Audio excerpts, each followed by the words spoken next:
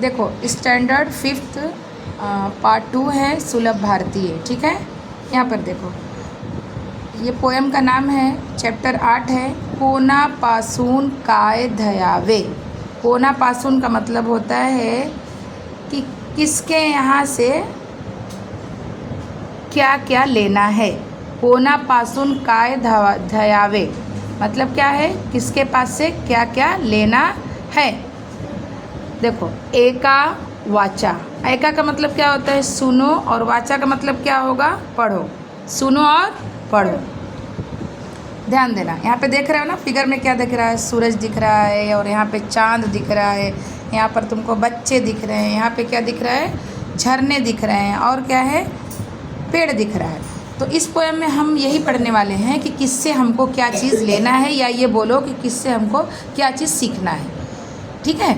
सूर्यापासून रंग घेऊया, पढ़ो मेरे साथ, सूर्यापासून रंग घेऊया, सूर्यापासून रंग घेऊया, चंद्रापासून शांती, चंद्रापासून शांती, चमचम नान्या, चमचम नान्या, चमचम नान्या, तान्यापासून तान्यापासून दीव घेऊया कांती, जीव घेऊया कांती, फुलापासून गंध घेऊया, फुलापासून गंध घेऊया, कोकिळाकडून गाणे, कोकिळाकडून गाणे, झुळझुळ झुळांना, झुळझुळांना, झड्यापासून झड्यापासून घेऊ नवे तराने, घेऊन नवे तराने, झाडापासून घेऊ सावली, झाडापासून घेऊ सावली, मातीपासून जगणे, मातीपासून जगणे, गडगड गडान्या, गडगड गगन्या,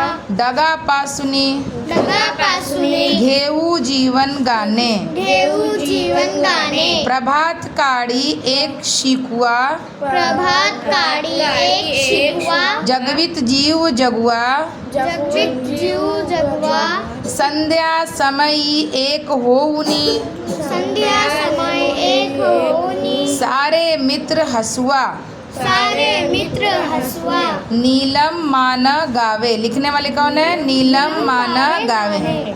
अब देखो मैं एक्सप्लेन करूँगी। कोनापासून काय ध्यावे का मतलब होता है किसके पास से क्या लेना है। देखो सूर्यापासून रंग घेऊआ, सूर्य के पास से हमको क्या लेना है। सूर्यापासून का मतलब क्या होता है, सूर्य के पास से। सूर्यापासून मीन्स सूर्य के पास से। तो सूर्य के पास से हमको क्या लेना है, रंग घेऊआ, यानी हमको क्या लेना है, रंग लेना है।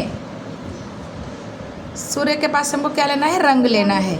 चंद्रापासून शांति, देखो सूरज का जैसा रंग होता है ना वैसे हमको बनना चाहिए, वैसा हमको मतलब रंग लेना है, हाँ।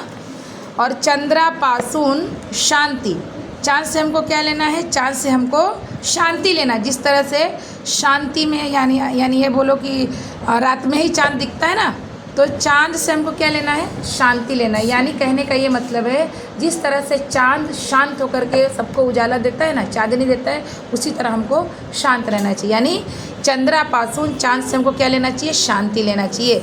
चमचम नान्या तान्यापासून दिव्य घेऊआ कांति, दिव्य का मतलब होता है ज़्यादा या ह्यूज, बोलते हैं ना ह्यूज, बहुत ज़्यादा। हमको चमचमाते हुए तारों से क्या लेना चाहिए, बहुत ज़्यादा रोशनी लेना चाहिए। यानी जिस तरह से तारों के पास बहुत रोशनी होती है ना, होती है कि नहीं होती है, उसी तरह चमचमाते हुए तारों से हमको क्या लेना चाहिए, रोशनी लेना चाहिए। कांति मतलब क्या होगा, रोशनी। अब देखो फूलापासून का क्या मतलब होगा, फूल के पास से। जैसे हम लोग पढ़े थे ना कि सूर्यापासून का मतलब होता है सूर्य के पास से, उसी तरह चंद्रापासून का मतलब होता है चांद के पास से। तो सेम पासूनी का मतलब होता है फूल के पास से क्या लोगे, फूल के पास क्या रहता है, खुशबू रहती है। तो फूल के पास से हमको क्या लेना है, गंध घेऊआ यानी खुशबू लेना है। कोकिळाकडून गाने, और जो कोयल का होता है, कोयल के तरफ से हम, कोयल क्या करती है, गाना गाती है ना, तो कोयल से हमको क्या लेना है, गाना लेना है। अच्छा, झुळझुळ झुळान्या, झरण्यापासून, यानी झुळझुळ का मतलब होता है झरने की जो आवाज़ होती है उसको बोलते हैं झुळझुळ झुळया गान्या, झरण्यापासून। तो झरने के पास से, झरण्यापासून का मतलब होता है झरने के पास से हमको क्या लेना है, जिस तरह से झरने की आवाज़ आती है वैसे हमको झरने के पास से झरने की आवाज़ लेनी है। घेऊ नवे तराने, जो कि हमको नए नए गाने सिखाती है। ठीक है, तो झरने के पास से अपने को क्या लेना है, उनकी आवाज़ लेनी है, जो कि वो नए गाने गाते हैं। गाने गाते हैं ना, तराने गाते हैं, यानी जीवन के जो रंग गाते हैं कि भाई वो गाते रहते हैं, गाते रहते हैं, बहते रहते हैं, यानी काम करते ही रहते हैं। तो हमको झरने के पास से लेना है उसकी आवाज़ और नए तराने लेना है। झाड़ा पासुन घेव सावली, झाड़ का काम क्या है, झाड़ हमको क्या देता है, छाव। छाँव देता है। तो सावली का मतलब क्या होगा, छाया। तो झाड़ा पासुन यानी झाड़ के पास से हमको क्या लेना है, छाँव लेना है। माती पासुन जगने, और माती के पास से यानी मिट्टी से हमको क्या लेना है, जीवन की ऊर्जा लेनी है। जीवन के जिस तरह से मिट्टी, धरती हमारी बहुत सब्र करती है ना, उसके बाद बहुत एनर्जी रहती है, सबको लेकर ढोती है। आप उस पर चलते हो, खाते हो, पीते हो, उगाते हो, सब कुछ करते हो ना।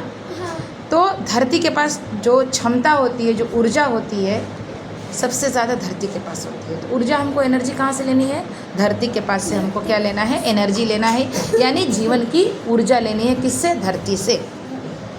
गडगडान्या डगा पासुनी, गडगडान्या किसको बोलते हैं, जब बादल की आवाज़ आती है ना गड़गड़ा के, उसको मराठी में बोलते हैं गडगडान्या डगा पासुनी।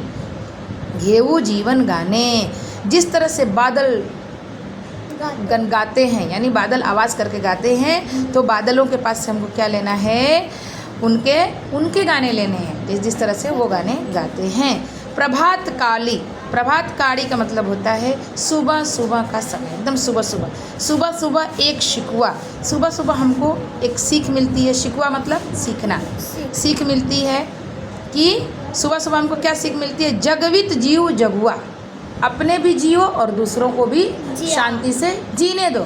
ये नहीं कि अपने अच्छे से जियो और दूसरे को परेशान करो। तो सुबह सुबह हमको एक सीख मिलती है कि जगवित जीव जगुआ, अपने भी जियो और दूसरों को भी जीने दो। संध्या समय एक हूनी, और शाम के समय से हमको क्या सीख मिलती है, शाम के समय देखते हो सारे पक्षी अपने घर में रिटर्न चले जाते हैं। शाम में बच्चे खेल करके अपने घर जाते हैं।